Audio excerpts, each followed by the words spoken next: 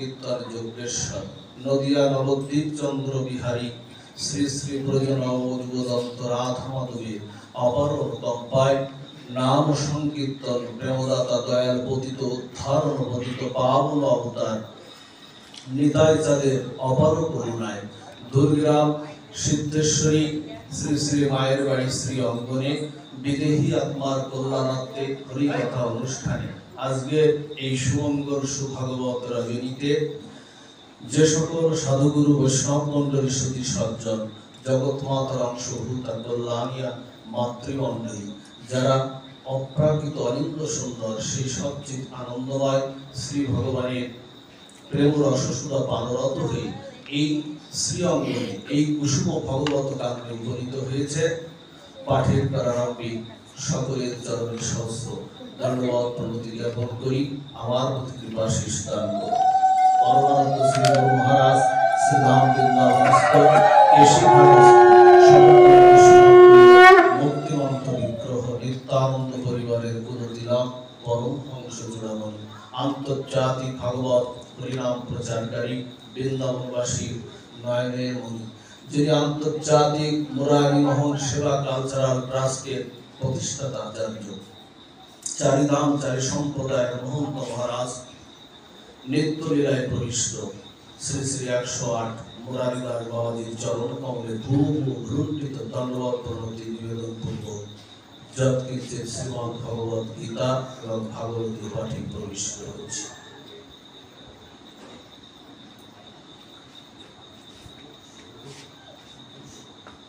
সুধী ভক্তমণ্ডলী,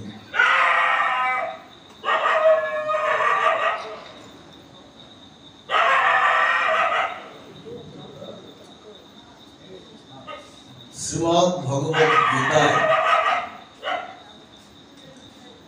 অক্ষর ব্রহ্মযোগে ভগবান পার্থসারথী ভগবান শ্রীকৃষ্ণ অর্জুনকে উদ্দেশ্য করে বললেন, হে অর্জুন, অন্তকালে চ মামেব শরণমুক্তা কলেবরা যৎপ্রয়াত সমদ্ভাব জাতিনাস্তত্র সংশয় জং জং বাপি শরণাং ভবং ত্যাজিতন্তে কলেবরা তং তমেব ইতি তত্ত্ব সদা তদ্ভব ভাবিত। দেখুন,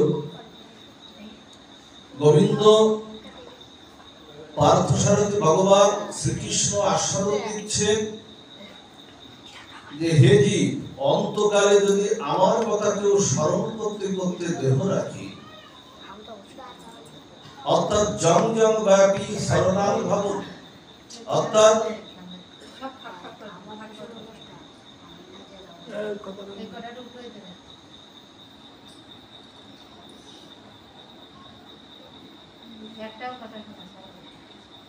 জং জং ব্যাপী শরণাং ভব, অর্থাৎ ওই মৃত্যু তো আমাদের হবে।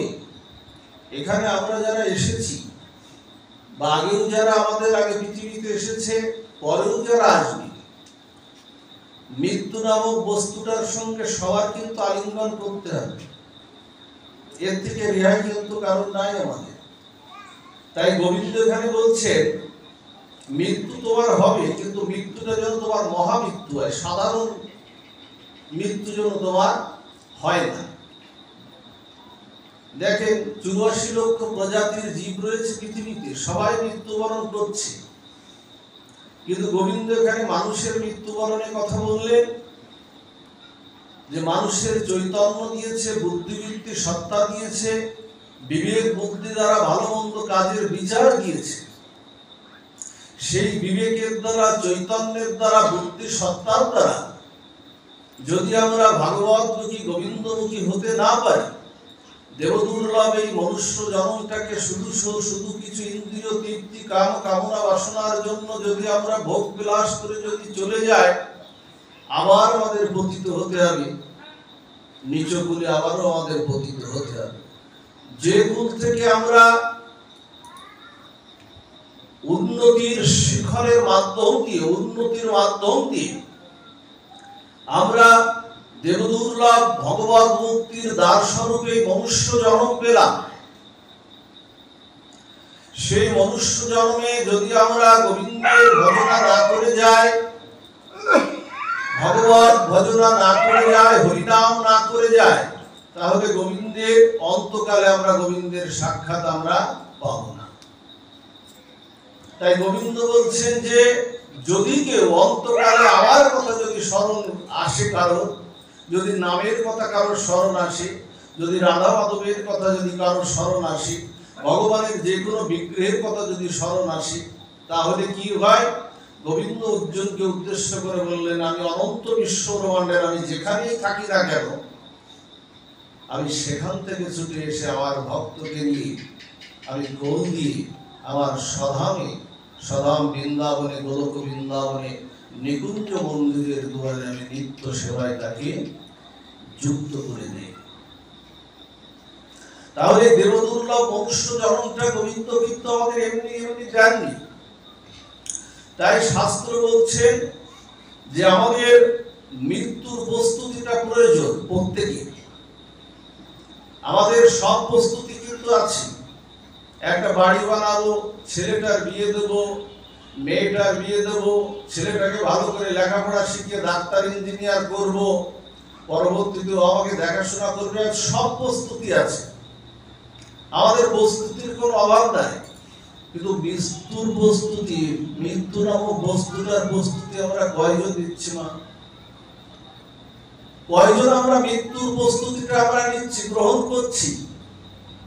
এই জন্য ভাগবত বলছেন, বার্তা দিচ্ছেন ভাগবত, যে তুমি মৃত্যুর প্রস্তুতিটা গ্রহণ করো। অন্যান্য প্রস্তুতি তোমার আছে, এগুলো তুমি করবে, এগুলো বারণ করছি না আমরা, কিন্তু তুমি মৃত্যুর প্রস্তুতিটা গ্রহণ করো। মৃত্যুর প্রস্তুতিটা হলো এই যে এখন আপনারা সাধু সঙ্গে হরি কথা শ্রবণে এসেছেন, এটা হলো সেই প্রস্তুতির একটা অংশ। এই জন্য পরীক্ষিত মহারাজ, যখন আপনারা জানেন,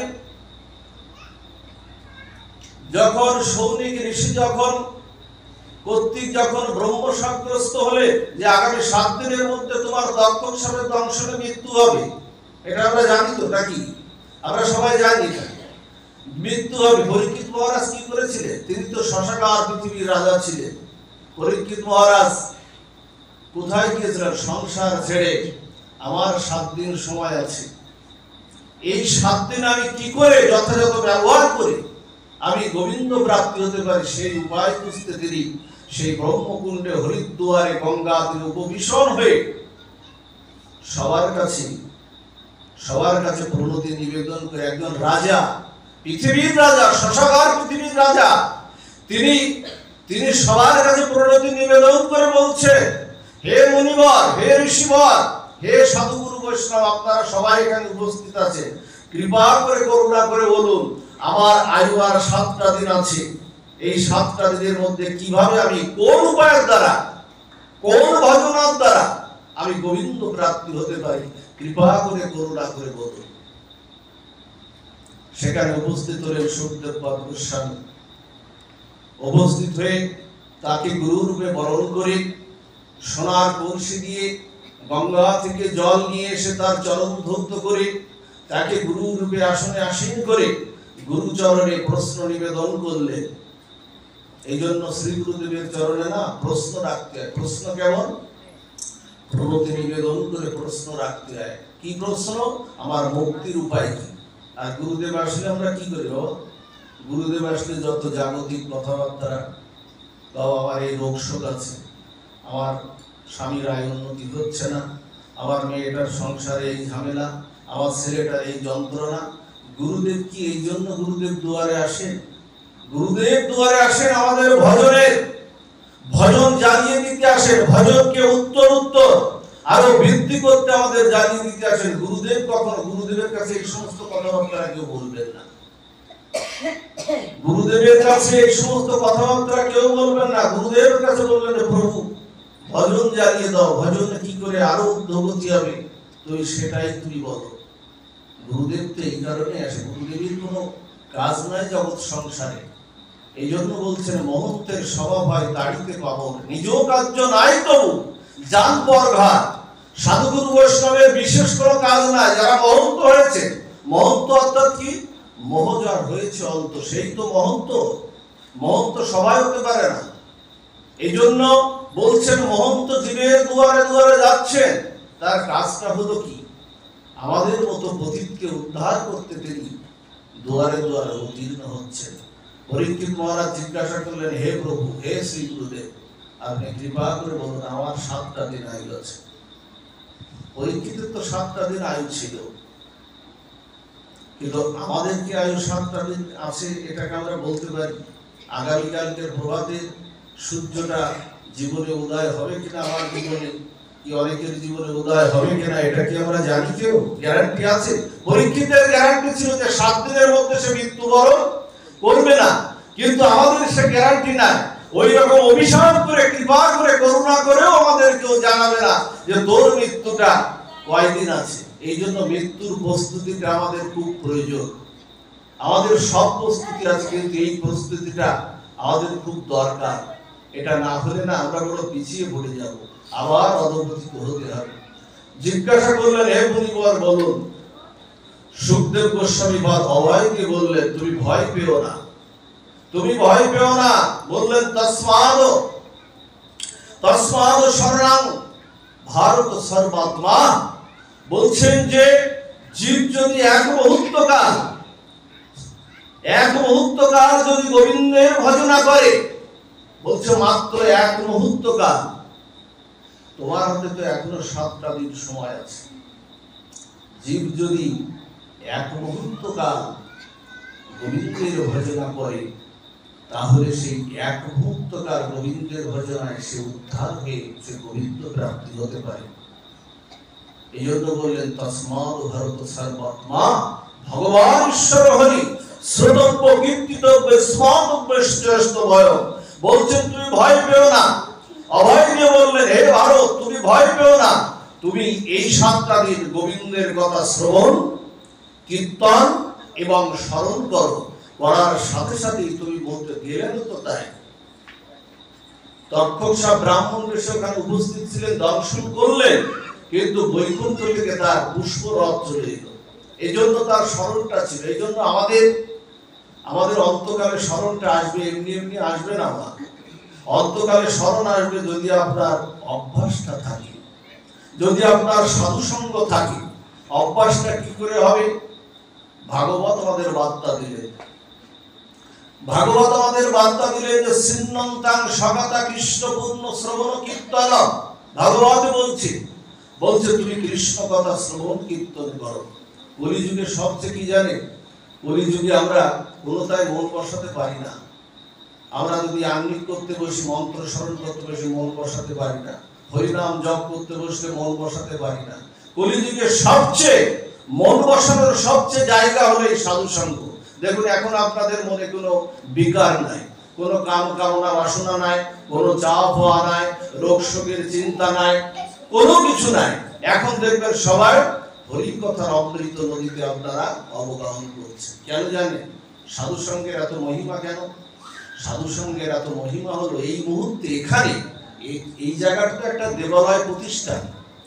এখানে তো ভগবান বা দেবদেবতা এখানে বিরাজিত, কিন্তু এই মুহূর্তে এখানে মুনি ঋষিরা নেমে এসেছে। গীতা মাহাত্ম্যে বললেন না, যেখানে হরি কথা হয়, গীতা মাহাত্ম্যে পড়ে দেখবেন, বলছেন ভগবান বলছেন, ওগো যেখানে হরি কথা হয় সেখানে আমি আমার প্রিয় ভক্ত ধ্রুব বললাম নারদ আর সখা অর্জুনকে নিয়ে আমি সেখানে উপস্থিত হয়ে যাই। আর শোনো, তোমার এই হরি কথাকে সম্মান জানানোর জন্য আমি রাধারানীকে নিয়ে আমি সিংহাসনে আহরণ করি না, আমি দাঁড়িয়ে পড়ে তোমার এই হরি কথাকে আমি সম্মান জানাই। আজকে দাঁড়িয়ে পড়ে ভগবান বলছেন, এখানে দাঁড়িয়ে পড়ে আমাদের হরি কথা, এটা কোনো মিথ্যা কথা না।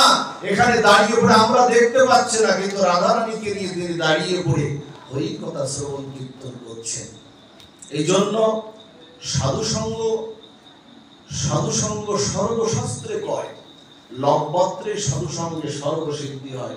এই জন্য সাধুসঙ্গটা সবসময় করবেন, এটা কখনো ছাড়বেন না। এটাতেই কৃপা হয়ে যাবে। এটাতেই করুণা হয়ে যাবে। এই জন্য সাধু সঙ্গ চাই। দেখুন, দুটো করুণা আছে জানেন, একটা হলো সাধারণ করুণা, আর একটা হলো বিশেষ করুণা। সাধারণ করুণা কেমন? এই যে চন্দ্র সূর্য বাতাস দেখছেন না, আচ্ছা যারা ভজন করে না আর যারা ভজন করে, সবাই চন্দ্র সূর্যের আলোতে আলোকিত হচ্ছে না? বাতাস সবাই পাচ্ছে না? অক্সিজেন সবাই পাচ্ছে না? এটা হলো কি? এটা সাধারণ করুণা। এটা হলো সাধারণ করুণা। কিন্তু বিশেষ করুণা, গোবিন্দ যখন কাউকে বিশেষ করুণা করেন তখন এই সাধু সঙ্গ দিয়ে দেন। দেখেন এখানে অনেকেই ছিল, সবাই কিন্তু এখানে আসেনি, সবাই এখানে কিন্তু আসেনি। এটা বিশেষ করুণা যখন গোবিন্দ কখনো করেন তখন তাদের সাধু সঙ্গে হরি কথা শ্রবণের সৌভাগ্য দিয়ে দেন। আজকে সেটাই আপনাদের এখানে হয়েছে। এই জন্য যে কথাটা বলছিলাম, জং জং বাপি শরণাং ভাব ত্যাজতান্তে কলেবরম, এই জন্য এই অভ্যাসটা যদি না থাকে, এই অভ্যাসটা যদি না থাকে, অন্তকালে গোবিন্দের বা গোবিন্দের যে কোনো বিগ্রহের কথা স্মরণে আপনার আসবে না। কিন্তু এই অভ্যাসটা থাকলে অন্তকালে কিন্তু প্রভুর স্মরণটা আসবেই আসবে। এই অভ্যাসটা দরকার। গীতায় ভগবান দেখবেন অভ্যাস যোগে বললেন, জন্লব্ধ চাপরং লাভং মান্যতে নাধিকাং তত যস্মিন স্থিত না দুঃখিন গুরুণা বিচলতে। ভগবান বলছেন এমন একটা জিনিস আছে না, যা তুমি অভ্যাস করো, যা পেলে আর পাওয়ার কিছু বাকি থাকে না। ভগবান অভ্যাস যোগে গীতায় বলছেন এটা কথা। এই অভ্যাসটা আমাদের করতে হবে। অভ্যাসটা কিভাবে করবে? সাধু সঙ্গের মাধ্যমে হবে। কেমন জানেন, আমাদের কেউ যদি মৃত্যু পথযাত্রী হয় না, আমরা যখন বুঝতে পারি ইনি আর বেশি দিন বাঁচবে না, খাওয়া দাওয়া বন্ধ হয়ে গেছে, আমরা একটু অনুভব করতে পারি। এই মৃত্যু পথযাত্রী ব্যক্তির উদ্দেশ্যে কি করা উচিত?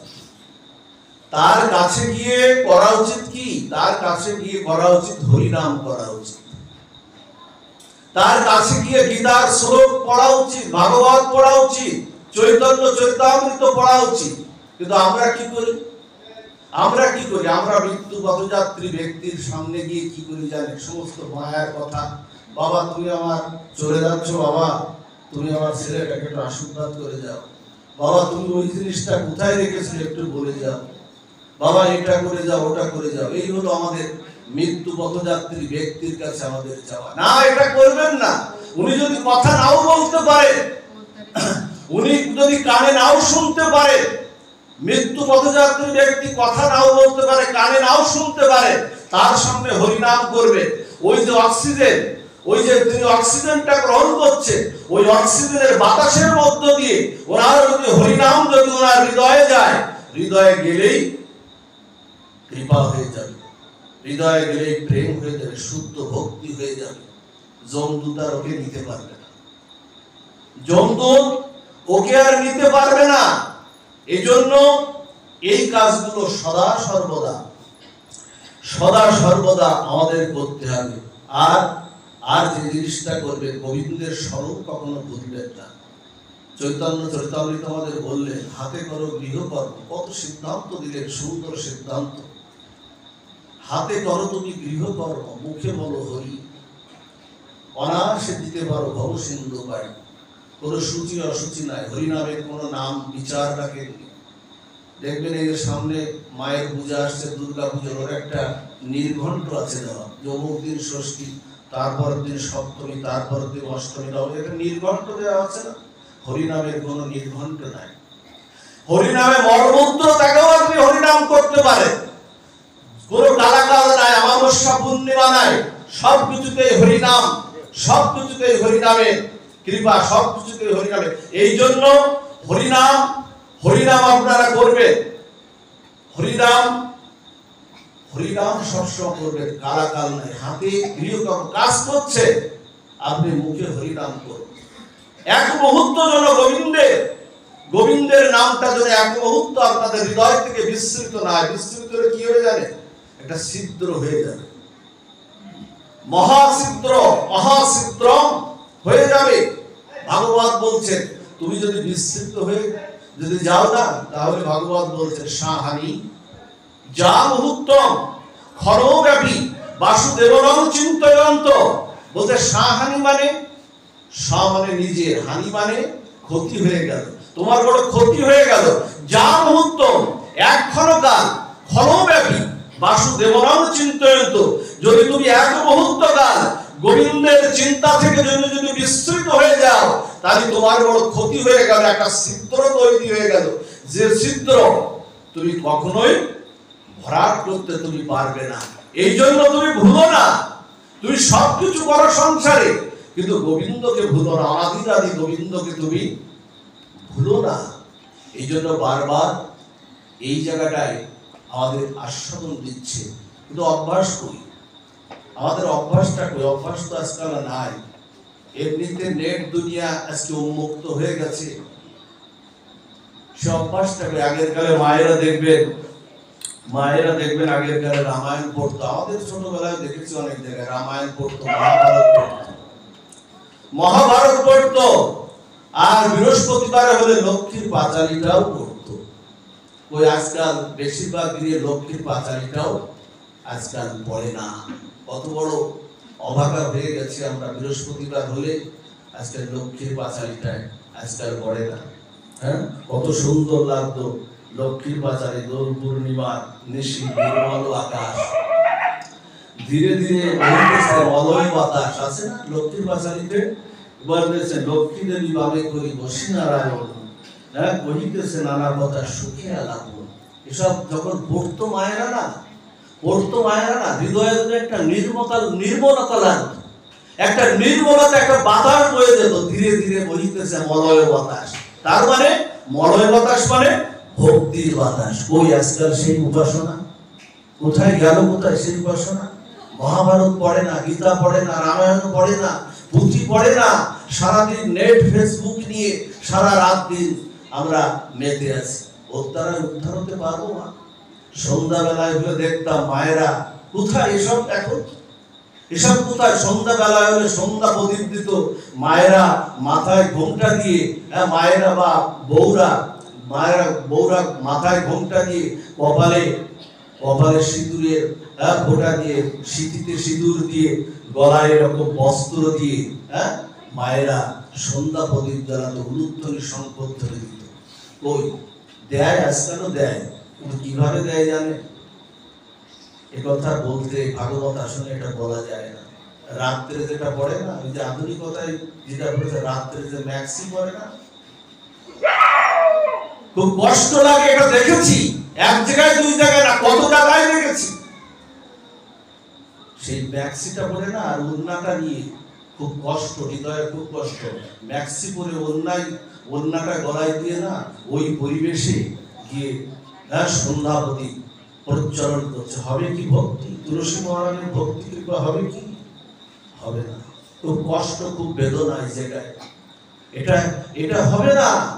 নেট দুনিয়া থাকুন, টিভি সিরিয়াল দেখুন, কিন্তু এই কাজগুলো যখন করবেন না, তখন একটু ভক্তি স্নাত হয়ে করবেন, একটু নত হয়ে করবেন।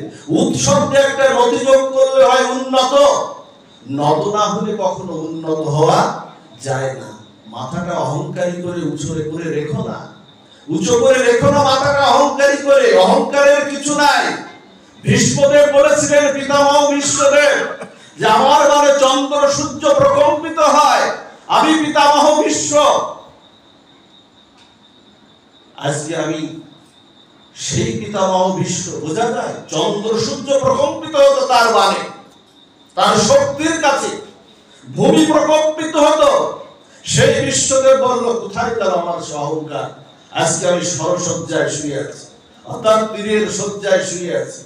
বড় একটা মানুষ, বড় একটা 6 ফুট 7 ফুটের 8 ফুটের মানুষটা, 7 ফুটের 8 ফুটের মানুষটা আমরা দেখেছি যে কুকড়ে, রোগ শয্যায় কুকড়ে একেবারে 2 হাত হয়ে গেছে, 2 হাত হয়ে গেছে। পচে গলে নষ্ট হচ্ছে, পাউডার বা কোনো সেন্ট না দিলে তার ধারে যাওয়া যায় না। কোথায় বাবা অহংকার? এত অহংকার কিসের? এত মাথা উঁচু কিসের? এই জন্য নত হতে হবে। নত না হলে কখনো উন্নত হওয়া যাবে না। এই কথাটা স্মরণ রাখতে হবে। এই কথাগুলো বলতে ভালো লাগে না, তারপরেও বলতে হয়। হৃদয়ে বড় ব্যথা লাগে। আজকাল সনাতন ধর্মের আমাদের সনাতন ধর্মের চর্চা তো নাই, এই কিছুটা সাধু সঙ্গ কবে বছরে একটা হবে, এই সাধু সঙ্গে অর্থ। দেখুন, অন্তকালে ভগবানের নাম স্মরণ করলে কি হয়, অন্তকালে ভগবানের নামটা স্মরণ করলে কি হয়। আপনাদের মনে আছে অজামিলের কথা? শুনেছেন, এই লীলাগুলো আগেও শুনেছেন, কিন্তু ভাগবত কথা পুনঃ পুনঃ নবায়ন, একই কথা বারবার শ্রবণ করতেন। অজামিলের কথা মনে আছে? অজামিল একজন ব্রাহ্মণ সন্তান ছিল। অজামিল ব্রাহ্মণ সন্তানের পথভ্রষ্ট হলো, পথভ্রষ্ট হয়ে 8টা বিয়ে করলো, 8 জন নারীর পতিতার সঙ্গে তার সংসার হলো। ছোট যে বউটা, ছোট বউটা একটা সন্তান হলো। ছোট বউটা যখন একটা সন্তান হলো না, একজন সাধু এসেছে দুয়ারে। হঠাৎ করে না, দেখুন, সাধু কৃপা ছাড়া মহৎ কৃপা আগে চাই, সাধু কৃপা, ভক্ত কৃপা, না হলে কখনো ভগবানের কৃপা হবে না। একজন সাধু এসেছে দুয়ারে। সাধু আসলে না, দুয়ারে এসেছে সাধু। তখন অজামিলের ওই ছোট স্ত্রী ভাবছে, সাধু এসেছে, সাধুকে তো অন্য কিছু দেওয়া যায় না, সাধুকে কি দেব? সাধুকে কি দিল জানে? সাধুকে একটা তুলসী পত্র আর এক গ্লাস জল দিল সাধু। সাধু কি করলো জানে? ও দিল তো ভক্তি সহকারে দিল। সাধু ওই জলের মধ্যে তুলসী পত্রটা দিয়ে একটু নিবেদন করে না, পরম শান্তি সহকারে ওই প্রসাদ রূপী গোবিন্দকে নিবেদন করে। জলও তো নিবেদন করা যায়। আপনাদের বলি, আপনারা অনেকে তো আমিষ দ্রব্যাদি আপনারা খান, অসুবিধা নেই, খান, কিন্তু আস্তে আস্তে ছাড়বেন। সাধুসঙ্গের মাধ্যমে এগুলো আস্তে আস্তে পরিত্যাগ হবে। যখন একটু জল খাবেন না, জল খাবেন, ওই জলটা একটু তুলসী পত্র দিয়ে গোবিন্দকে একটু নিবেদন করে একটু খাবেন, তাতেও আপনাদের নিবেদনটা কিন্তু হবে। গোবিন্দ গীতায় কি বলেছে? ইয়ৎ পারুসি জলুসনানাসি যজ্জু হসি দদাসিকা যার তপস্যসি কন্ত তৎপুরুষ মদর্পণম। গোবিন্দ এই গীতায় এখানে কি বললেন? তুমি যাহা কিছু করো, যাহা কিছু খাও, যাহা ভোজন করো, তপস্যা করো, হোম করো, যজ্ঞ করো, যজ্ঞ করো, দান করো, ধ্যান করো, তপস্যা করো, তুমি সকলে আমাকে অর্পণ করো। আমরা অর্পণ করি কি? আমরা যা খাই এগুলো অর্পণ করা যায় কি? যায় না। এই জন্য আপনাদের বলি, অন্তত 1 গ্লাস জল গোবিন্দকে নিবেদন করে খাবেন মাঝে মধ্যে, তাও তো হবে। গোবিন্দর গীতার শ্লোকটার একটা যথার্থতা আসবে না? ও ভক্ত হয়ে আমি 1 গ্লাস জল নিবেদন করলাম, এবার তোমার যদি করুণা থাকে, তোমার যদি কৃপা থাকে, তুমি আমাকে এই পথের থেকে নিয়ে তোমার পথে নিয়ে চলো, তোমার কৃপা চাই তো। এই জন্য একটু নিবেদন করে খাবেন। যখন নিবেদন করে খেলো না, তখন পরম শান্তি পেলেন ওই সাধু।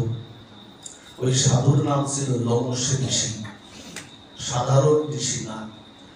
ওই সাধু যখন পেলেন, তখন বললেন, ও তো আমাকে একটু সেবা করলো, ওকে একটু তো কৃপা করে যেতে হবে। শুনছেন তো? ভালো করে মন শ্রবণ সবাই শুনছেন তো? লীলাটার মধ্যে ঢুকে না পড়লে হবে না। বলছেন যে ওকে তো একটু কৃপা করে যেতে হবে। তখন ওকে ডাকলো, বলছে, তো ওই ছেলেটা কে? ছেলেটা খেলা করছে উঠানের মধ্যে। ওই ছেলেটা বলছে, আমার ছেলে। বলছে, ছেলেটাকে একটু রাখো। ছেলেটাকে ডাকলো, ডেকে বললো, কি শোনো, তুমি আমায় তো কিছু দান করলে, দান আর প্রতিদানই তো সংসার জগতে, কেউ কিছু দিলে তাকেও কিছু দিতে হয়। এখন শোনো, আমি তোমার এই ছেলেটার একটা নামকরণ করে যাচ্ছি। আমাদের দশবিধ সংস্কারের মধ্যে নামকরণও আছে, পৈত ধারণ আছে, নামকরণ আছে, 7 ভক্তন আছে, কত কিছুই তো আছে দশবিধ সংস্কারের মধ্যে। চূড়াকরণ আছে। এই নামকরণ আমি করে যাচ্ছি, এর নামটা ওরে এই নামেই দিল। তখন কি নাম দিল? বলছে, ওর নামটা দিল নারায়ণ। বলছে, ওর নামটা আমি নারায়ণ নামকরণ করে গেলাম। সেই থেকে না সাধু রাখলো তো, এই জন্য ওর নামটা নারায়ণ হয়ে গেল। এখন অজামিল তো অনাচারী, অজামিল অনাচারী হতে হতে হতে হতে ওর ওই ছোট ছেলেটাকে খুব ভালোবাসতো। ছোট ছেলেটাকে খুব ভালোবাসতো, সারাদিন বলতো, নারায়ণ এদিকে আয়, কোথায় গেলি, একসাথে খাবো, একসাথে বসবো, আয় আমার কোলে আয়। ওর ধ্যানে জ্ঞানে সবসময় নারায়ণ নারায়ণ নামটা। এখন হঠাৎ করে অজামিলের একদিন অন্তকাল এসে গেল। অন্তকাল, মৃত্যুর সময় এসে গেল। মৃত্যুর সময় 2 জন একেবারে জমদূত এসে গেছে, ওকে একেবারে নিতে, ওর ভিতর থেকে আত্মাটা বের করে নিয়ে যেতে এসে গেছে। এখন ওদের ওই বিকট মূর্তি দেখে, জমদূতদের ওই বিকট শ্রীমূর্তি দেখে ও কিন্তু তখন ওই ছোট যে যাকে ভালোবাসে, দেখবেন ভালোবাসার মানুষটার কথা মনে পড়ে। আপনি যদি গৌর গোবিন্দকে ভালোবাসেন, আপনার কিন্তু মনে পড়বে অন্তকালে তার কথা। আপনি যদি আপনার সন্তান আদিকে, পুত্র মিত্র বৈভবকে ভালোবাসেন, অন্তকালের গতি হচ্ছে আপনার ওই সময় মনে পড়বে। অনেকে বলে যায় না, শোন আমি তো চলে যাওয়া নেই, আমি তো চলে যাবো, তো অমুক জায়গায় অমুকের সাথে জমির মামলাটা চলতে, মামলাটা কিন্তু চালিয়ে যাস, আর টাকা পয়সা গুলো ওখানে আছে, ভালো করে দেখে দেখে রাখিস। এরকম অনেকে বলে মৃত্যুকালে আগে দু একদিন আগে এরকম বলে। আবার কি করে সাধুদের কি হয়, সাধুদের নিতাই গৌরের কথা স্মরণ হয়। এখন ও কি করেছে ওই জমদূতদের বিকট শ্রীমূর্তি দেখে ও নারায়ণ নারায়ণ বলে ডাকছে। নারায়ণ এদিকে আয়, নারায়ণ নারায়ণ এদিকে আয়, শিগগির এদিকে আয়, আমাকে বাঁচা, নারায়ণ আমাকে বাঁচা। তখন যেই না এইভাবে বলেছে, বৈকুণ্ঠে গোবিন্দের নারায়ণের আসন, শঙ্খ চক্র গদা পদ্মধারী নারায়ণের আসনটা টলে গেছে। আচ্ছা, ও কি নারায়ণকে ডেকেছিল? ও ডেকেছিল কি ওর সন্তান নারায়ণকে না? এখন যেই গোবিন্দের নারায়ণের আসনটা যেই টলে গেছে, টলে যাওয়ার সাথে সাথে নারায়ণ উৎকণ্ঠিত হয়ে গেছে। হঠাৎ করে চারজন বৈকুণ্ঠ দূতকে ডাকছে, এসো এসো, তাড়াতাড়ি এসো। বলছে কেন প্রভু? তো বলছে ওই এক ভক্ত স্মরণ করেছে, গীতায় আমার প্রতিশ্রুতি আছে, যেটা প্রথম শ্লোক আমরা শুরু করেছিলাম, অন্তকালে মামেব শরণ মুক্তা করে করা। আমার অন্তকালে প্রতিজ্ঞা আছে, কেউ যদি আমার নাম ধরে ডাকে, আমার শ্রীমূর্তির কোন নাম ধরে ডাকে, আমাকে তাকে উদ্ধার করতে যেতেই হবে। বৈকুণ্ঠ দূতরা কি বলছে জানেন? প্রভু, ও তো সন্তানের নাম ধরে ডাকছে, আপনার নাম ধরে তো ডাকছে না। ওদের সন্তানের নাম ধরে ডাকলেও অন্তকালে যখন আমাকে স্মরণ করেছে, ওর ওই সন্তানের নামের সঙ্গে আমার নামের তো সাদৃশ্য আছে, এই জন্য আমাকে যেতেই হবে। আমাকে যেতে, যেভাবে ডাকুক, ও নারায়ণ নামটা উচ্চারণ করেছে, আমাকে যেতেই হবে। এখন কি করলেন? বৈকুণ্ঠ দূতরা বলছে, প্রভু চারজন যাওয়ার কি দরকার? চারজনকে ডেকেছে ভগবান, বলে চারজন যাওয়ার কি দরকার, আমরা তো আপনার গুণে শক্তিশালী, দুইজন তো গেলেই হয়। বলছে না, চারজনই যেতে হবে। বলছে চারজনই যেতে হবে। বলছে কেন চারজন যেতে হবে? বলছে আমার নারায়ণ নামটা 4 অক্ষরের নাম, এই জন্য আমাকে চারজনই যেতে হবে। মানে আপনি যদি গোবিন্দ বলেন তাহলে 3 জন আসবে, হরি বললে 2 জন আসবে। ভগবানের যে বিগ্রহ আপনি ডাকেন না কেন, ঠিক সেই বিগ্রহে সেই কয়জন আপনার চলে যাবে। ওদিকে এসে গেল যমদূতদের সামনে 4 জন বৈকুণ্ঠ দূত। বলছে তোমরা কি? এখন যমদূতরা বলছে আমরা ধর্মের লোক, আর যমদূতরা বলছে তোমরা কে? তা বলছে আমরা পরম ধর্মের লোক। তারপরে ধর্ম করে আমরা বাঁচতে পারবো না। আমাদের যে আচার প্রচারিত ধর্ম, এর দ্বারা আমাদের আত্মকল্যাণ হচ্ছে কিনা, এটা আমাদের কাছে আমাদের বিবেচনার বিষয়। এই যুগ হলো পরম ধর্মের যুগ, এই যুগ হলো গীতা ভাগবত আস্বাদনের যুগ, এই যুগ হলো চৈতন্য মহাপ্রভুর হরিনামের যুগ। কলিযুগে মুক্তির একমাত্র মহামন্ত্র হলো শুদ্ধ হরিনাম। হরে কৃষ্ণ মহামন্ত্রের একমাত্র হরিনাম। কলিযুগে নাম রূপে কৃষ্ণ অবতার, আর কোন ধর্ম করলে না হইবে পার। একেবারে স্পষ্ট কথা বলে দিলেন চৈতন্য চৈতন্যতে, নাম রূপে ভগবান অবতার, আর কোন ধর্ম করলে আমরা কিন্তু পার হতে আমরা পারবো না। তখন এইবার টানাটানি বলছে, ওরা টানছে এরা টানছে। এখন যমদূতদের সঙ্গে পারবে কেন? এই বই নারায়ণের দূতদের সঙ্গে পারবে কেন? ওই হলো নারায়ণের দূতদের সঙ্গে পারলো না। সাথে সাথে কি হলো? অজামিলকে নিয়ে, দেখুন সারা জীবন কোনো কর্ম করেনি, সারা জীবন কোনো সঙ্গ করেনি, কিন্তু ভগবানের নামটা অন্তকালে আসার সাথে সাথে আর সাধু দর্শনের সাথে সাথে সমস্ত পাপ বিদূরিত হয়ে বৈকুণ্ঠগতি হয়ে গেল অজামিলের। এই হলো অন্তকাল। এই জন্য আমাদের যে কথাটা বলছিলাম, ভগবানের নামগুলো কথা শ্রবণ কীর্তন করতে হবে।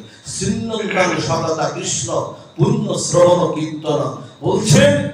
গোবিন্দই যে এখানে আপনারা বসে আছেন না, কর্ণ দিয়ে কিন্তু এখন গোবিন্দই প্রবেশ করছে। হৃদন্ত হামুদ্রাণী বিধুনতি শুরুত সদাম, গোবিন্দ বলছেন যে আমি হৃদয়ে প্রবেশ করি। এখন কর্ণ দিয়ে কে যাচ্ছে? এখন কর্ণ দিয়ে কিন্তু গোবিন্দই প্রবেশ করছেন আপনাদের। মহাজন বলছে যাচ্ছ কোথায়? তা বলছে আমার ঘরে। তা বলছে তোমার ঘর? তো বলছে ভক্তের হৃদয় তো আমার ঘর। গোবিন্দের ঘর কোথায়? বলছে ভক্তের হৃদয় আমার ঘর। তা বলছে তোমার ঘরে এসেছো তখন তুমি বসো। মহাজন বলছে তোমার ঘরে যখন তুমি এসেছো বসো। তা বলছে না, আমার ঘরে এসেছে আমি বসতেও তো পারছি না। তা বলছে বসতে না পারো তাহলে কর্ণ দিয়ে এসে সেই পথ দিয়ে চলে যাও। তা বলছে না, তাও তো যাবো না। গোবিন্দের কথার কি দেখুন, সিন্নন্তাং সকাতা কৃষ্ণ পূর্ণ শ্রবণ কীর্তন। গোবিন্দের কথার কি মাহাত্ম্য। বলছে আমার ঘরে এসেছে আমি তাও তো যাবো না। তার মানে যদি আপনি ধরেন এখানে কোনো একটা পরিবার 1 মাসের জন্য বৃন্দাবন, নবদ্বীপ, নীলাচল সহ তীর্থ ভ্রমণে গেছে। আচ্ছা, তীর্থ ভ্রমণে গিয়ে ঘর বাড়ি জানলা দরজা বন্ধ করে দিয়ে একেবারে গেট টেট লাগিয়ে চলে গেছে। 1 মাস পর এসে দেখছেন কি ঘরের মধ্যে আবর্জনা ধুলি বাড়িতে একেবারে জমে গেছে। আচ্ছা, ওই দেখে কি আবার বৃন্দাবনে চলে যাবে? বলছে না, তা তো যাবো না, ওটা তো আমারই ঘর, আমাকেই পরিষ্কার করতে হবে। গোবিন্দ কি দেখলেন জানেন? গোবিন্দ গিয়ে বললেন এই ঘরটা তো আমার, আমি বসতে পারছি না। কেন বসতে পারছো না?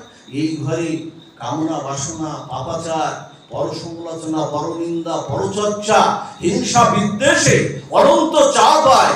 এই ঘরটা একেবারে হারিকেনের চিপড়ির মতো, চিপড়ি যেমন কালি পড়ে যায় এরকম কালি পড়ে গেছে। তাই এখন আমি কি করব? আমি এখন কথা রূপে প্রবেশ করে হৃদয়ন্তস্থ হামদ্রাণী বিধুনিতি শ্রুত শতাম, আমি কথা রূপে প্রবেশ করে আমি ভক্তের হৃদয় থেকে আমি সমস্ত ময়লা পরিষ্কার করে আমি ঝাড়ুদার হয়ে আমি ওখানে বসে গিয়ে আমি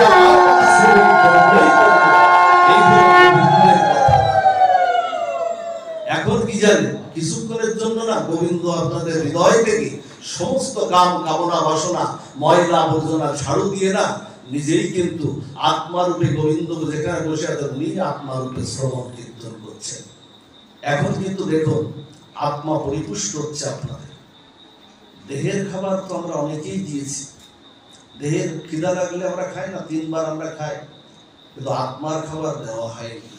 কতকাল আত্মা না খেয়ে খেয়ে না একেবারে নিরপেক্ষ হয়ে বসে আছে। এখন কিন্তু এখন আপনাদের হৃদয়ে আত্মা পরিপুষ্ট হচ্ছে। আত্মার খাবার কত জন্ম দেওনি আমায় খাবার, এখন আত্মা পরিপুষ্ট হচ্ছে আপনাদের হৃদয়ে। এই জন্য দিতে হবে মা, আত্মার খাবার দিতে হবে। আত্মার খাবার হলো সাধু সঙ্গ, আত্মার খাবার হলো হরিনাম, আত্মার খাবার হলো একাদশী ব্রত, আত্মার খাবার হলো সমস্ত যত ব্রতাদি রয়েছে, এই সমস্ত ব্রতাদি হলো আত্মার খাবার। এগুলো দিতে হবে। সবকিছু আপনারা করুন, আমরা কোনোটাই বাদ দেবো না। আপনারা সংসার, বিত্ত, বৈভব, চাওয়া পাওয়া সবকিছু করুন, কিন্তু এই আত্মার খাবারটা আপনারা দেওয়ার একটু চেষ্টা সবসময় রাখুন। আর অন্তকালে প্রার্থনাটা করুন ভগবানের কাছে। আপনাদের মনে আছে রাম আর রাবণের যখন যুদ্ধ হয়েছিল, মনে আছে রাম রাবণের যুদ্ধের কথা শুনেছেন তো? যখন বিভীষণ কার পক্ষে ছিল? কার পক্ষে ছিল বিভীষণ? রামের পক্ষে ছিল। বিভীষণ কার দেখা পেয়েছিল? দেখুন ভক্ত কৃপা। যখন হনুমান লঙ্কা পোড়াতে গেল তখন একটা ঘর হনুমান কিন্তু পোড়াননি। হনুমানের কৃপা করুন, একটু কৃপা করুন। হনুমান যখন লঙ্কা পোড়াতে গেল তো হনুমানকে জিজ্ঞাসা করা হলো, লক্ষণ জিজ্ঞাসা করলো, হনুমান তুমি তো লঙ্কা পোড়ালে? তা বলছে না তো প্রভু, আমি তো লঙ্কা পোড়াই। কথাগুলো খেয়াল দিন, কিছুক্ষণ খেয়াল। বলছে আমি তো লঙ্কা পোড়াই। দেখুন নিজেকে কত নত করছে। বলছে আমি তো লঙ্কা পোড়াই। তা বলছে না, তুমি তো লেজের আগুন দিয়ে সারা লঙ্কা পুড়িয়েছ। তা বলছে না, আমি লঙ্কা পুড়ি। লঙ্কা সেদিনই পুড়েছিল যেদিন সীতা দেবীকে রাবণ হরণ করেছিল। রাবণ যেদিন সীতা দেবীকে হরণ করেছিল, ওই রামচন্দ্রের বিরাহ আনলে সেদিন লঙ্কায় এমনি আগুন ধরে গিয়েছিল। আমি শুধু একটু বাতাস দিতে গিয়েছিলাম। হরিবল হনুমান বলছে আগুন এমনিতেই ধরেছিল, আমি শুধু লেজ দিয়ে একটু বাতাস দিতে গিয়েছিলাম। তাহলে তোমার লেজও তো পুড়লো না, লেজে একটু তুমি যে আগুন দিতে গেছিলে, তা আমি যদি কারো ঘরে আগুন দিতে যাই আমার একটু হাত পা পুড়ে না, কাপড় চোপড় একটু পুড়ে যায় না? এটা তো আগুনের স্বভাব। তারপর বলছে কি লক্ষণকে বলছে, লক্ষণ কি জানে না বলরামের অবতার? লক্ষণ জানে না?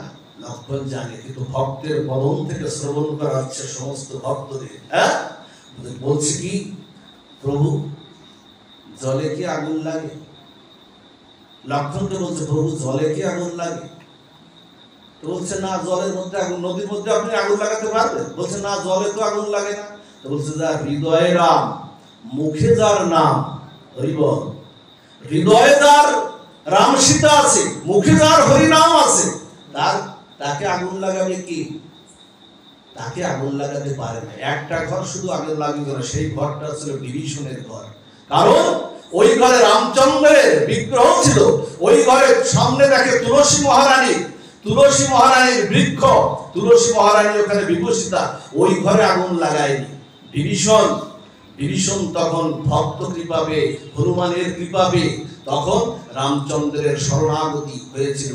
রাবণকে বলেছিল দাদা তুমি মা সীতাকে ফেরত দিয়ে দাও, ফেরত দিয়ে এই লঙ্কা ধ্বংসের হাত থেকে তুমি রক্ষা করো, মাকে ফেরত দাও। বুকে পদাঘাত করেছিল রাবণ, পদাঘাত করে রাবণ বলেছিল তুই আমার ভাই হয়ে তুই শত্রুর পক্ষে কথা বলিস, পদাঘাত করে। সেদিনই বিভীষণ যে শরণ নিয়েছিল, যখন রাম আর রাবণের যখন যুদ্ধ হচ্ছে না, তখন বিভীষণ চলে গেল রামের পক্ষে, আর বিভীষণের স্ত্রী আর ছেলে থেকে গেল কোথায়? রাবণের কাছে। ওরা আর যেতে পারেনি। রাম রাবণের যখন যুদ্ধ হচ্ছে, রাবণের পক্ষ হয়ে কুকুরটাকে রাবণের পক্ষে বিভীষণ, তখন বিভীষণের পুত্র ছিল তরণী সেন। দেখুন অন্তকালের কি প্রার্থনা। বিভীষণের পুত্র হলো তরণী সেন। তরণী সেন মাকে বলছে মা আমি রাবণের পক্ষ হয়ে, আমার জ্যাঠার পক্ষ হয়ে আমি যাব রামচন্দ্রের বিরুদ্ধে যুদ্ধে, তুমি আমাকে সাজিয়ে দাও, তুমি আমাকে সাজিয়ে দাও। কি করলো জানেন? মা তাড়াতাড়ি বরণ ডালা এনে ধান দুব্বা দিয়ে আশীর্বাদ করে, দাদুর সঙ্গে তিলক অঙ্কিত করে বিভীষণকে বৈষ্ণবের গলায় তুলসীর মালা দিয়ে, বিভীষণকে বৈষ্ণবের সাথে সমস্ত অঙ্গে রাম নাম খচিত করে, বিভীষণের স্ত্রী তরণী সেনের মা রাম নাম খচিত করে বলছে যা, বলছো মা তুমি আমায় আশীর্বাদ করো, মা তুমি আমায় আশীর্বাদ করো। মাকে প্রণাম করে যাচ্ছে। জানেন মা বাবা বেঁচে থাকুক আর না থাকুক, অন্তত পক্ষে স্মরণ হলো প্রতিদিন সকালবেলা একটু মাতাকে পিতাকে প্রণাম করতে হবে। আর যারা জীবিত আছে তারা তো প্রণাম করবে, গোবিন্দকে প্রতিদিন সকালবেলায় একেবারে গোবিন্দকে প্রণাম করবে, ভূমিকে প্রণাম করবে, বসুমাতাকে প্রণাম করবে। এগুলো আমাদের সনাতন ধর্মের আচার, এগুলো আমাদের করতে হবে। মা বাবাকেও প্রণাম করবে, বেঁচে না থাকলেও তাদের চরণ যুগল, চরণ স্মরণ করে তাদেরকে প্রণাম করতে হবে। কিভাবে প্রণাম করলে মহা বিপদ থেকে আপনি বেঁচে যাবেন, মহা অপরাধ থেকে, মহা ভয় থেকে আপনি বেঁচে যাবেন। এই হলো মা আর এই হলো বাবা। প্রণাম করছে, বলছে মা তুমি আমায় আশীর্বাদ করো। মা কি প্রণাম করছে জানেন? মা কি আশীর্বাদ করছেন? মা বলছেন তরণী তোকে এই করি আমি আসিস, মানে আশীর্বাদ তোরে এই করি আসিস, প্রভু রামচন্দ্রের যুদ্ধ থেকে তুই যেন আমার বলে আর ফিরে না আসিস। আচ্ছা একথা বলে কেউ? কোন মা একথা বলতে পারে? মা যদি যথার্থ কোন মা হয় তাহলে বলতে পারে। পিতা হয়েও যিনি পিতা না, জন্ম দিলেই তিনি পিতা না, গর্ভে ধারণ করলেই তিনি মাতা না, গুরু হয়েও যিনি গুরু না, স্বজন হয়েও যিনি স্বজন না, যদি প্রকৃতপক্ষে ভগবানের চরণ পদ্মে সমর্পিত গীতা ভাগবতের শিক্ষা যদি সন্তানাদিকে না দেয়, ডাক্তার ইঞ্জিনিয়ার প্রফেসর কত কিছুই হতে পারি আমরা, কিন্তু গীতার একটা শ্লোক পাঠ করতে বলবেন, বলছে ওটা পারি না। কি হবে শিক্ষা দিয়ে? কি হবে এই শিক্ষা? যে শিক্ষা ঈশ্বরকে জানে না, যে শিক্ষা আমার আত্মাকে জানে না, এই শিক্ষা কি হবে? এই শিক্ষা দিয়ে শুধু টাকা ইনকামের কিছু মেশিন তৈরি হবে, কিন্তু এই শিক্ষা কোনো শিক্ষা না। বলছেন সেই তো পিতা মাতা, সেই তো পরম বন্ধু, যিনি শ্রীকৃষ্ণ চরণে যিনি প্রেম ভক্তি প্রদান করেছেন, এই তো পিতা মাতা। জানেন, বললেন তোকে এই করে আসিস প্রভু রামচন্দ্রের যুদ্ধ থেকে, কারণ মাতা জানতো যে ওর যে ভবরোগ আছে, প্রত্যেকের আমাদের কিন্তু ভবরোগ আছে, এই ভবরোগ দূর করার জন্য যদি প্রভু রামচন্দ্রের চরণে একবার যদি ও ঠাঁই পেয়ে যায়, ও ভববন্ধন হতে মুক্তি হয়ে যাবে। কি করলো জানেন? গেল, যুদ্ধে গেল, বলল তুই যেন আমার কোলে আর ফিরে না আসিস। রামচন্দ্রের সঙ্গে যুদ্ধে গেল, যুদ্ধটা শুরু হলো। যুদ্ধটা শুরু হলে বিভীষণ একটা নিজের পিতা একটা বাণ মেরেছে, পিতা তো রামচন্দ্রের পক্ষে, পিতা একটা বাণ মেরেছে। বাণ মারার সাথে সাথে নিজ পুত্রের মস্তকটা খণ্ডিত হয়ে ছিন্ন হয়ে ওই যে বাণটা মালা হয়ে প্রভু রামচন্দ্রের গলায় এসে ঝরে পড়ল। রামচন্দ্র ভগবান বলছে, লঙ্কাপুরীতে এমন কোন ভক্ত আছে, লঙ্কাপুরীতে এমন কোন ভক্ত আছে যাকে বাণ মারলে মালা হয়ে গলায় এসে ঝরে পড়ে, এমন কোন ভক্ত আছে? আর তরণী সেনের কাটা মুন্ডটা রামচন্দ্র প্রভুর চরণে এসে বলছে হারাম হারাম হারাম বলছে। রামচন্দ্র ভগবান বলছেন, ওগো বিভীষণ, বলো এমন কোন ভক্ত আছে লঙ্কাপুরীতে যাকে বাণ মারলে মালা হয়ে গলায় এসে ঝরে পড়ে? বলো না গো বিভীষণ, বলো না গো এমন কোন ভক্ত আছে? নিজের পুত্রের মস্তকটা প্রভু রামচন্দ্রের চরণে এসে হারাম হারাম বলছে। বিভীষণ বলছে, আমি চিনি না প্রভু, বলছে আমি জানি না প্রভু, অন্তর্যামী ভগবান রামচন্দ্র আমার বলছে, তিনি কি জানেন না? বিভীষণের পুত্র তরণী সেন, তিনি জানেন না? তিনি বলছেন নিজের পুত্র কাঁদছে না, বিভীষণ কাঁদছে, নিজের পুত্র আগে কেন বলনি? তোমার পুত্র রাম নাম খচিত হয়ে যুদ্ধ করছে আমার সাথে, আগে কেন বলনি তরণী? বিভীষণ বলছে কি প্রভু, আমি আমার পুত্রের জন্য কাঁদছি না, আমি আমার পুত্রের জন্য কাঁদছি না, আমি কাঁদছি এই বলে না। হ্যাঁ বিভীষণ, তুই আমার মানে, আমার দেওয়া মানে, তুই আগেই প্রভুর চরণে চলে গেলি, রামচন্দ্রের চরণে এসে মস্তকটা পড়েছে তো, তুই আমার দেওয়া মানে আমার আগেই প্রভুর চরণে চলে গেলি, তুই আমায় একটু কৃপা করে যা, আমায় একটু করুণা করে যা, আমিও যেন অন্তকালে আমি তোর মতো হারাম হারাম বলতে বলতে আমি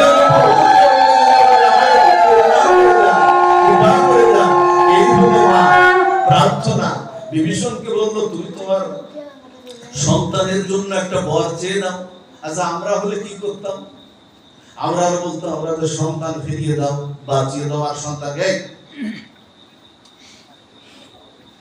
আমার সন্তানকে বাঁচিয়ে দাও, আমার যা কিছু ফেরত। কি চাইলো জানেন? সন্তানের জন্য চাইলো, প্রভু বর যদি দিতে হয় এই বরই দাও, আমার এই বাড়ি দাও।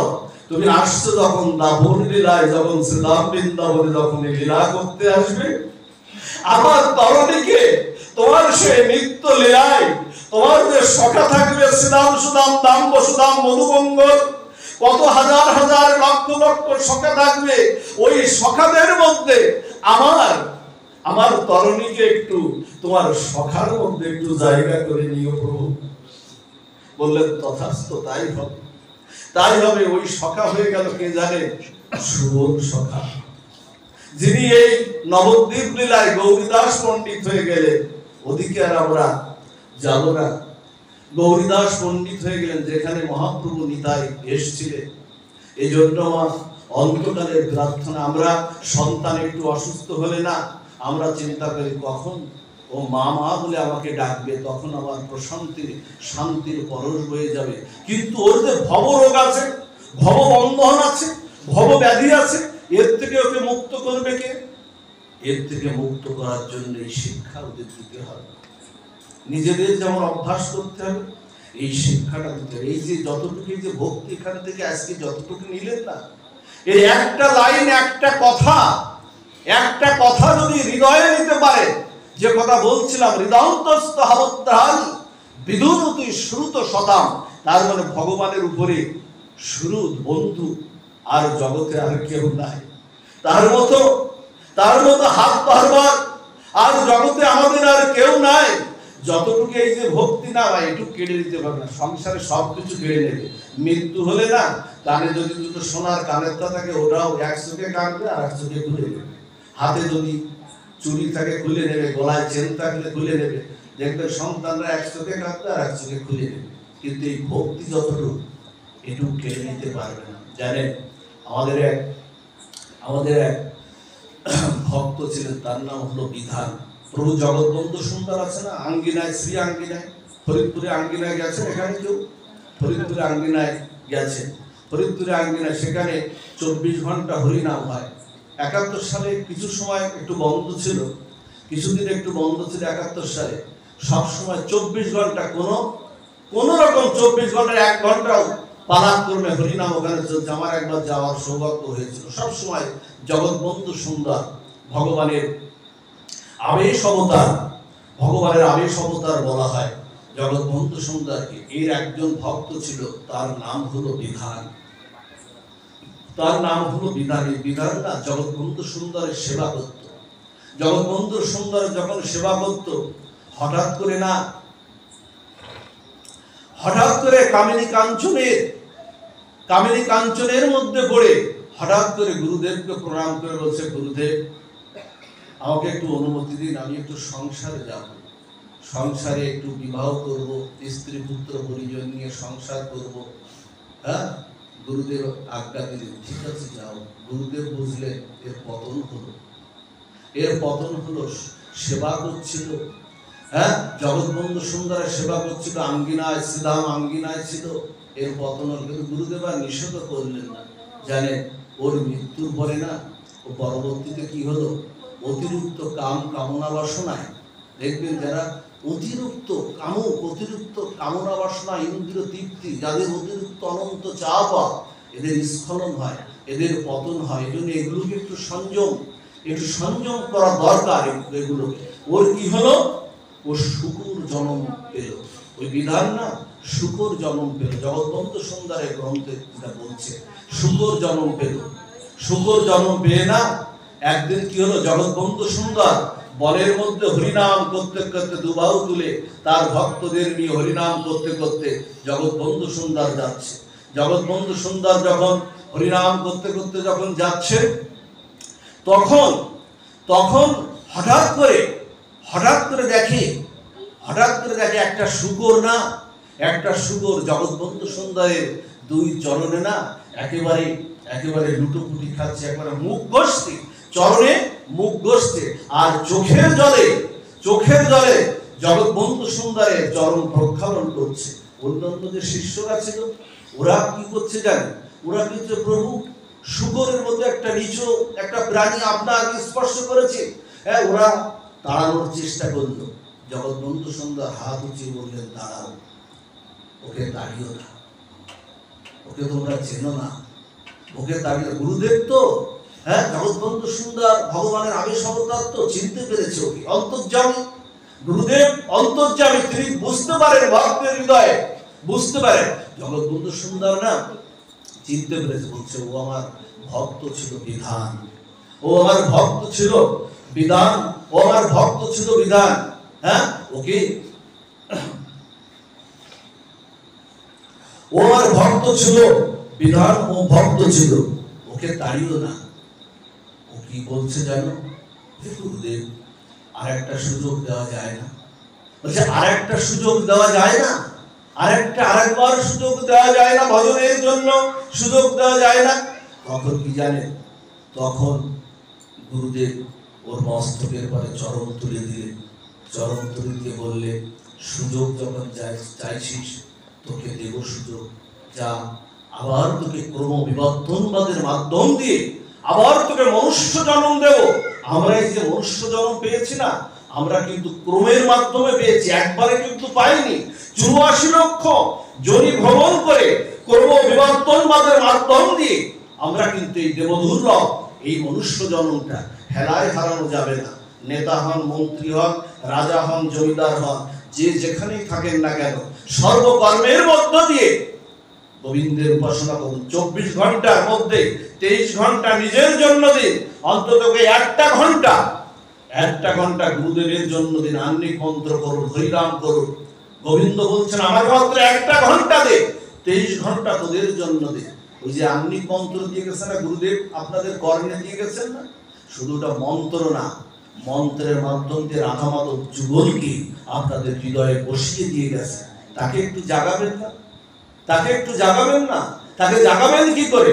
নিত্য আহ্নিক স্মরণ করে, নিত্য হরিনাম করে তাকে জাগাতে হবে। তখন ওর মস্তকে পা দিয়ে, মস্তকে চরণ দুটো তুলে দিয়ে বললেন, তোকে আবার ক্রমবিবর্তনবাদের মাধ্যম দিয়ে ধীরে ধীরে আবার মনুষ্য জন্ম দেব, আবার তোকে সদ্গুরু কৃপা দেব, আবার তোকে শুদ্ধ হরিনাম দেব, আর তোকে শুদ্ধ কৃষ্ণ প্রেম ভক্তি দিয়ে আমি আবার তোকে আমার চরণে আমি আনবো।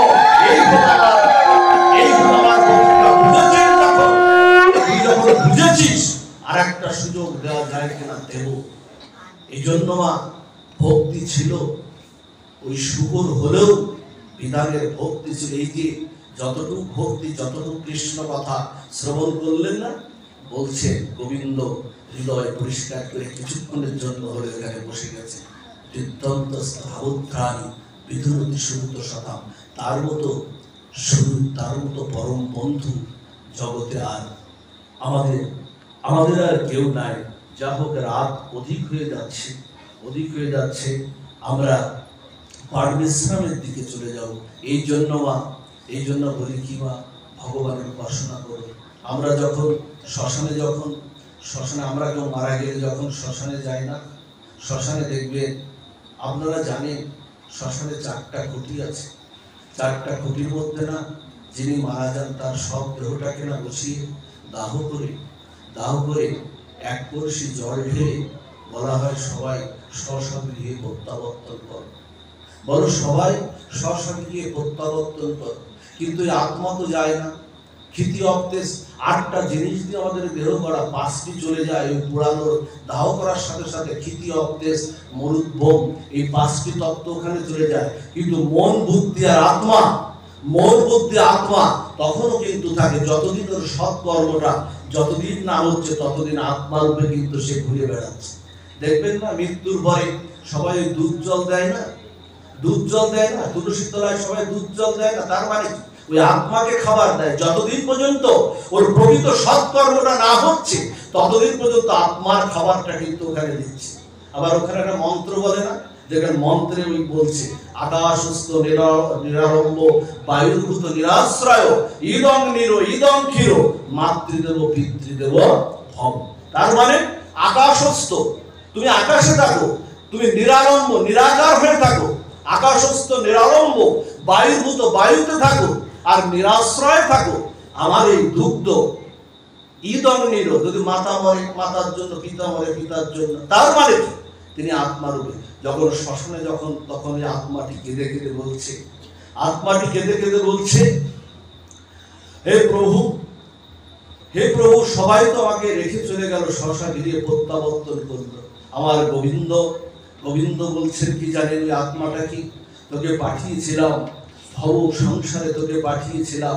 দেখ, যাদের জন্য তুই করলি না, যাদের জন্য আমাকে স্মরণ করিসনি, যাদের জন্য অন্তকালেও স্মরণ আসেনি, যাদের জন্য তুই তোর জীবনটা বিলিয়ে দিচ্ছিস কাম কামনা বাসনায়, তোরা দিয়ে গেল তোকে শ্মশান পর্যন্ত।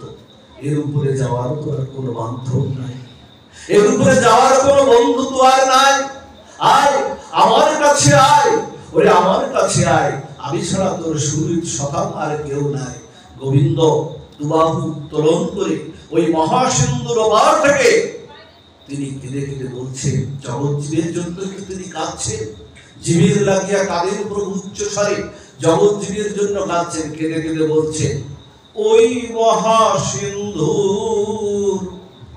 ওপার থেকে কি সঙ্গীত ভেসে আসে ওই মহাসিন্ধুর ওপার থেকে, কে ডাকে কাতর প্রাণে ওরে আয় ছুটে আয়, ওরে আয় ছুটে আয় আমার কাছে ওই মহাসিন্ধু ওপার থেকে। মা যেমন সন্ধ্যা হলে ডাকে, সন্ধ্যা হলে সন্তানকে ডাকে খোকা, সন্ধ্যা সমাগত হয়েছে, ঘরের ছেলে ঘরে ফিরে আয়। অনাদিরাদি গোবিন্দ সচ্চিদানন্দ ভগবান জগজ্জীবকে দুবাহু উত্তোলন করে ডাকছে, ওরে আয় ঘরে ফিরে আয়, আর কন্যার পরের বোঝা বলিবি, ভূতের টাকার বলিবি আয়। আনন্দ লোকে চির মধুমাসে যেখানে জরা নাই, ব্যাধি নাই, ক্ষুধা তৃষ্ণা নাই, আয় আমার কাছে আয়। কবে তাকে চিনব? তার মতো এমন সুরত বন্ধু তো জগতে আর নাই, তার মতো পতিত পাগল, তার মতো আর কেউ করুণার সাগর আর নাই। এই জন্য তাকেই চিনতে হবে। যদি আমরা এইভাবে সাধু সঙ্গে আমরা শ্রবণ কীর্তন যদি আমরা করতে পারি, তাহলে কি হবে? তাহলে আমাদের প্রকৃত মঙ্গল হবে। অন্তকালে প্রকৃত মঙ্গল, অন্তকালে আমাদের প্রার্থনাটা গোবিন্দ মঞ্জুর করবেনই করেন। সেই প্রার্থনায় আপনাদের প্রতি থাকলো, সবাই শ্রবণ কীর্তন করুন। এইরকম অনুষ্ঠানটা সবসময় হবে না, কিন্তু 10 মিলে 5 মিলে নিজ দুয়ারে বসিয়া হরিনাম সংকীর্তন করো হাতে তালি দিয়া। ঘরে ঘরে সবাই এভাবে অনুষ্ঠান করুন, ঘরে ঘরে গীতা ভাগবত, অন্তত একটা গীতা ভাগবতে শ্লোক পাঠ করুন। 5টি ঋণ আমাদের রয়েছে, 5টি ঋণ আমাদের পিতৃঋণ, মাতৃঋণ, দেবঋণ, ভূতঋণ, নৃঋণ, ঋষি ঋণ রয়েছে। ঋষি ঋণটা শোধ হবে কোথায় জানেন? যদি একটা গীতার শ্লোক আপনারা পাঠ করেন, তাহলে ঋষি ঋণটা আপনাদের শোধ হয়ে যাবে। আর পিতামাতার ঋণ তো কখনোই শোধ করা যায় না। আজকের এই অনুষ্ঠানটাও পিতৃঋণ শোধ করার মানসিক অনুষ্ঠান। আপনারা তার জন্য মঙ্গল কৃপা করবেন।